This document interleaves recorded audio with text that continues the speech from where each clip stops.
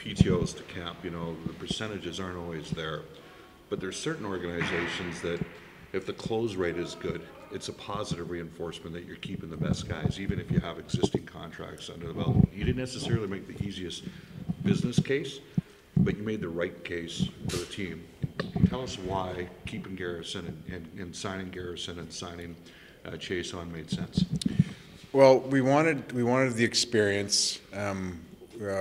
Specifically with Garrison, we're bringing in looking at some younger D who may or may not stick around, and we want that experience in that pairing, and he showed well in camp that way.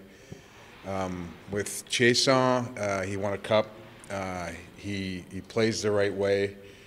We look at him as a good depth guy, very reliable. Both have had a lot of experience in the league, and generally, with my experience with those guys, is they can help kind of bolster the back end of a lineup, and both of them are good people. That's not an indictment on who didn't make the team, right? But they're both good people with valuable experience. So, how did you sign both players? Now, are you eating into Sekera's long-term? By signing them both. Well, by calling up Bear. So we assigned Bear down, signed those two players, invoked LTI, and so Bear's 780 cap hit or whatever it is eats into the 5.5 million of LTI space. So for the mathematics, it's 5.5 million minus 780,000 is what we have left in LTI so space. The other day, because every time you point this out, somebody said, "What are you talking about?" Cap Friendly said you only had $580,000. Yeah, I guess they don't take into account LTI space. Okay, are you using that LTR space a little before you wanted to? Because I remember talking to you, you weren't sure whether you wanted to do it right at the beginning. Well, this is mainly just depth. Okay.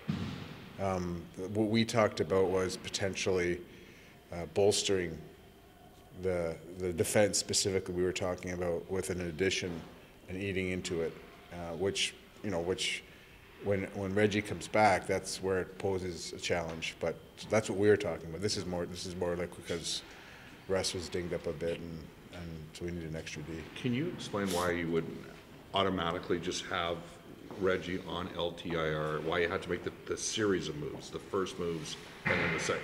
Well, you want to get as close as you can to your upper limit before you invoke LTI. That maximizes your long-term injury reserve.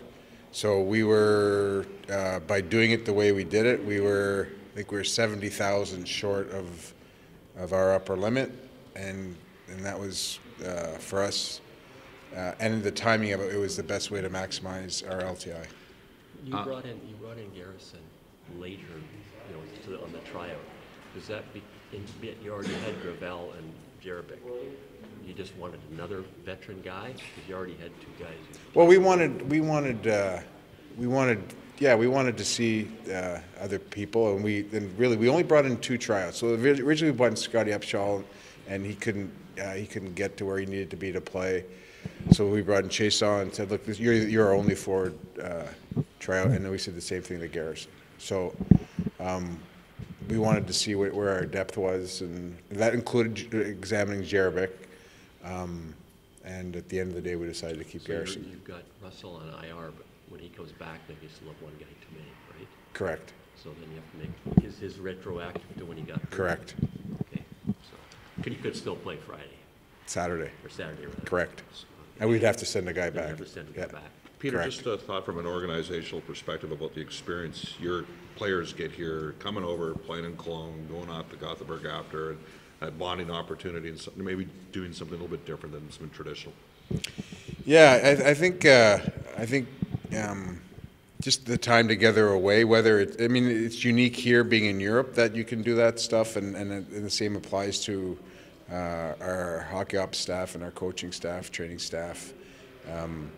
It's a short period of time, but it's just you're here in a different environment, and there's been some cool dinners and just hanging out, and so amongst the staff and amongst the players, it helps you start. I think it helps you start a season. We've had people that have been over here and had a real successful start. We've had people been over here not so successful, but it's a good, for I think a 6-day time we're over here is a good time period. It's not too long. Does this make more sense than, say, Winnipeg, when they're going over after they're playing a month into the season? I don't know. I mean, I don't know how those. I mean, It's a long way to go for. yeah, you know, like Ottawa and Colorado went last year to that. Yeah. So Ottawa went one way, Colorado went the other. Yeah.